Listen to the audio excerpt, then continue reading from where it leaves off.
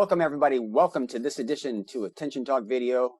I'm your host, ADHD and Attention Coach Jeff Copper. We're here today with Seth Perler, and we're talking about timers. Seth, you use timers all the time. Tell us about what you do with them, and what are some of the key successes that you're finding with the timer that you're using? Yeah, so generally with middle, high school, and college students, so I want them all to get timers. And sometimes it's hard to get people to buy these timers, but I want them to have something that's separate from their phone. And this timer is auditory, it's visual, and it's kinesthetic. And mixing all three of those can help me to execute, to get stuff done, to help ADHD people get stuff done.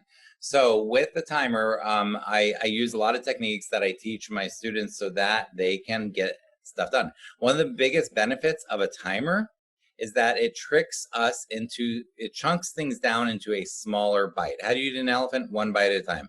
Journey of 1,000 miles begins with one step. A timer, we can have something where we know we need to work for an hour on something, but just setting this for a minute or 3 minutes or 5 minutes or 10 minutes is just a way often to trick us to get things done.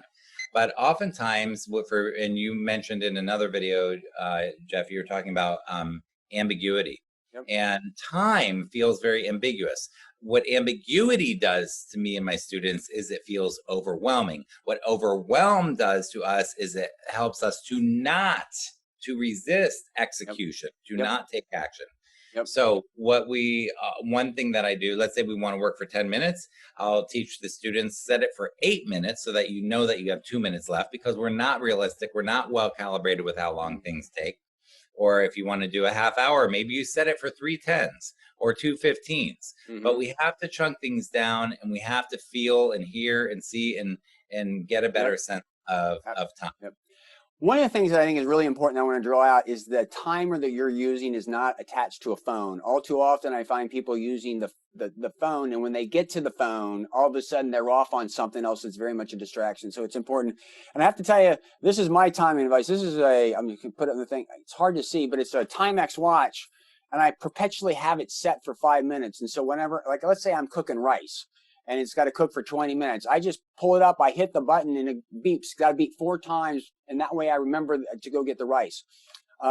The other day I was somewhere, and there was something was backed up in the toilet, and we needed to kind of wait around. I'm like, I'm going to forget about this. I hit the timer. It's one on what's kind of going on. It's with me all the time, so it's point of performance, and sometimes I'll do it even if I'm maybe on hold somewhere and I'm doing something else, and I know that's going to be 15 minutes before it comes back. I'll set that timer so I get back to the phone before that happens.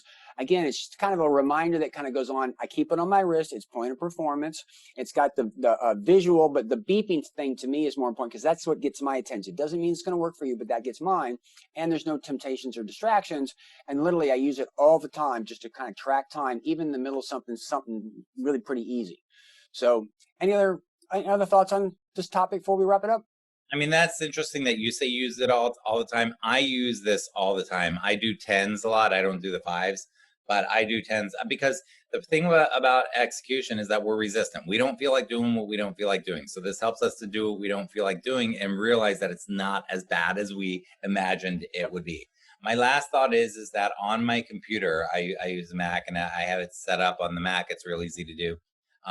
But every 15 minutes, my computer will tell you it's 11:30. And so I have it tell me every 15 minutes what time it is. And people are like, doesn't that annoy you? I'm like, no, it helps me know what time it is, because I lose track of stuff. I forget stuff. Yep. I forget that I got water boiling or crazy stuff that you should not forget. So water boiling, I've done that one before. So anyway, so hope that everybody, you guys find this helpful. Please subscribe to our channel. We release a tip every week. Leave some comments. Seth and I would really love to read over them. With all that, Seth, thanks for coming on the show. All right. Take care, everybody. Take care. Bye.